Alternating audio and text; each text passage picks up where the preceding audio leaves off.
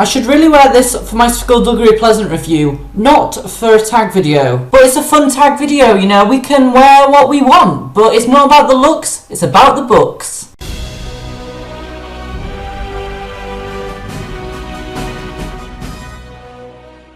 Hi there everyone, and welcome to the Inside and Out tag, which is originally started by Math and Books, and I think it's Math and Books, or is it Math and Books? I don't know how to say it, but you know, I'm just going to say Math and Books. I was tagged by Chart and the Bookshelves to do this, and thank you so much for tagging me. I'm sorry it's been a couple of weeks until I've got round to it. I have been quite busy with exams and stuff, and I did actually film it, and it didn't go very well, so I've had to refilm today, but you know, it's a fun tag. I really want to do it. I've had time to think about my answers, and hopefully it'll be an interesting tag for you guys to watch. So I guess basically I should tell you what it is, even though most of you will already know because it's so popular. It's being passed around the book community like crazy, which is great because it's such a great tag. And it's basically an acronym of Inside and Out, and there's like a little question related to books for each little letter, and that's a great idea. So you know, what a great tag, absolutely amazing work from Math and Books. So definitely I want to get on with it right now, and let's have a look at my answers. So I stands for inside flap / back of the book summaries. Is there too much info or is there not enough? And it just basically tells us to discuss this question and answer. Like a lot of people have said, I definitely say it depends on the publisher and the author as well. Some publishers and authors put a lot of information on the back, some don't put many. I've seen publishers putting about 5 paragraphs on, others not even putting a full sentence on. It can really vary, and I think definitely the ones that attract me and the best ones are the ones that are just a couple of paragraphs. I personally think that 2 paragraphs is enough, and if you've not got a good picture by then, or you're not really liking the idea of it, you're maybe not going to enjoy the book. Sometimes when there's paragraphs and paragraphs, you find out so much about the book that when you actually read it, there's not actually much more to find out. And sometimes if it's a really long blurb as well, you're not really tempted to actually go and read it. Sometimes you kind of feel lazy, and I know that is bad, but sometimes if I see a really long blurb, I'll be like, that's really, really long. I don't exactly have time to read that in a bookstore. So I would have to blame the publisher actually, because they should definitely keep it to maybe 2 paragraphs or maybe 3 paragraphs at a push, but definitely give more than a sentence like some do, because I do have books on my shelf that have like sentence blurbs, and I wouldn't have actually bought these ones if I hadn't been recommended to them on YouTube, because they just don't tell you about the book. You know, you have to actually read some of the books sometimes, and I think it's best when browsing books to just be able to look at the back, easily get an idea, do I want to buy this or do I want to leave it aside for now? And then we have N, which stands for new book, and we all love getting new books, and it says, what form do you want this book in? Audiobook, ebook, paperback or hardcover? By the way, I'm sorry if my eyes are going all across a little bit. Basically I'm looking at my notes on my computer screen, and then the webcam's up there. Hi there. Yeah, my eyes are probably going all over the place, but you know, let's talk about this one. I would have to say that I would like it in generally, I think, new form. Definitely new paperback. I don't always like getting used books. Sometimes they are a bit tatty and a bit battered, and I personally do think that paperback books are a lot cheaper, and I don't see the point of buying a hardback book if you really don't have to, because I like how they're non-stressful. I guess they're sort of stress preventing because you're not worried about breaking the spines or anything. But for money's sake, I definitely think that we should buy more books in paperback form rather than not having as much money to buy sort of just a couple of hardbacks. I've never actually tried out audiobooks, so I can't comment on that, and I do have a Kindle. I do read ebooks, but personally if I'm buying and paying for a book, I wouldn't want it on my Kindle. I'd like to get free books on my Kindle. If I'm going to buy a book, I would rather pay a little bit extra and buy it in paperback form from Waterstones, or maybe The Works as well. That is a great store, great discounts in there. If you're in the UK, you'll know about it. It's a great store. S stands for scribble whilst you read. Do you like to write in your books, taking notes, making comments, or do you like to keep your books clean, clean, clean? I'm gonna have to say clean, clean, clean. I absolutely love saying that as well, so what a great coincidence. I would have to say that I like to keep my books in perfect condition. I don't like to write in them. If I had to make notes, maybe for educational purposes or just my own purposes, I would most likely just have sticky notes or maybe write in a bookmark and keep it in there or something, simply because I don't like to ruin the books. In my opinion, it feels disrespectful to write in books. I personally do not enjoy writing in books, and I would really struggle to actually write in a book, especially if I paid for it. Maybe if it's a used book it would be different because I haven't paid as much. It doesn't feel like I'm ruining anything as much, but definitely if it's a new book, no, I would not really want to write in it. I'm just not that kind of person. I think you're either the kind of person that will love to write in books or hate to write in them. Unfortunately, unfortunately I'm a hater in that respect. I stands for in your best voice, read as your favourite first sentence from a book. Now, if I'm totally honest, I don't really have favourite first sentences, it's more favourite books in general, and I'm going to actually read the first paragraph, and it's going to be from one of my favourites, which is The Hunger Games by Suzanne Collins. Absolutely fantastic book. I mean, if you haven't read it already, you're missing out on so much. You have to read it. And I just want to say, because it's from the perspective of Katniss, who is a girl character, it might sound kind of weird, but I don't think this is as bad. I don't think it sounds really girly or anything anyway, so I don't think it'll be too bad. When I wake up, the other side of the bed is cold. My fingers stretch out, seeking Prim's warmth, but finding only the rough canvas cover of the mattress. She must have had bad dreams and climbed in with our mother. Of course she did.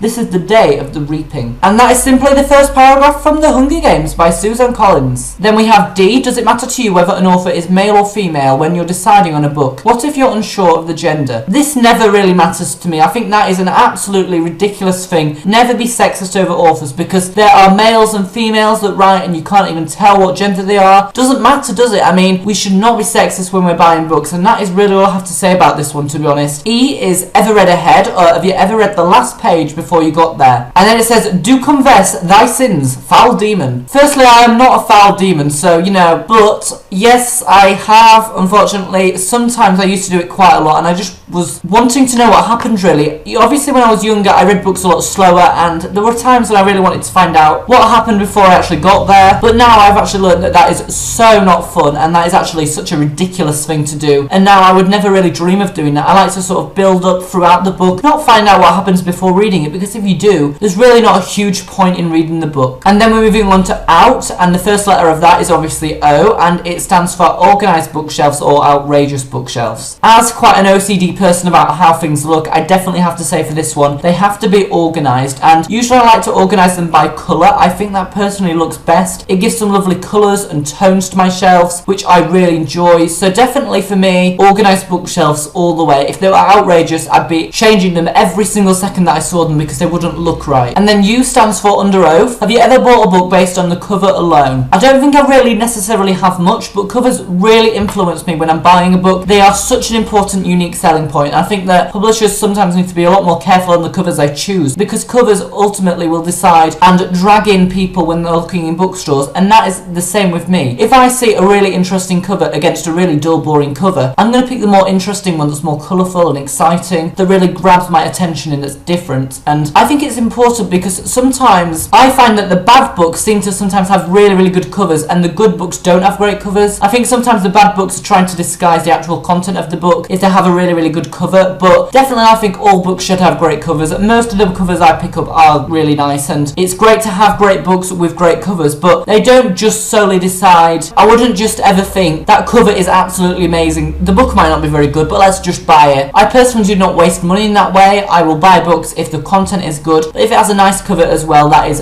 definitely a bonus. And the final one is T, take it outside or stay in. Now, I would have to say generally I would stay inside. In the UK, it's not very warm usually, so it's usually a bit cold to read outside. And then when it is really warm, sometimes the weather gets absolutely insanely mental, and it gets really, really hot, and we're not used to it. And I sometimes go outside, and I don't go out for more than about 15 minutes, because then I start getting annoyed because the glue of the book is melting. I would generally say I don't like to ruin my books outside by the melting spines or anything, where all the books start to fly away. That would be so disastrous. So definitely I'd have to say in general I would definitely stay inside.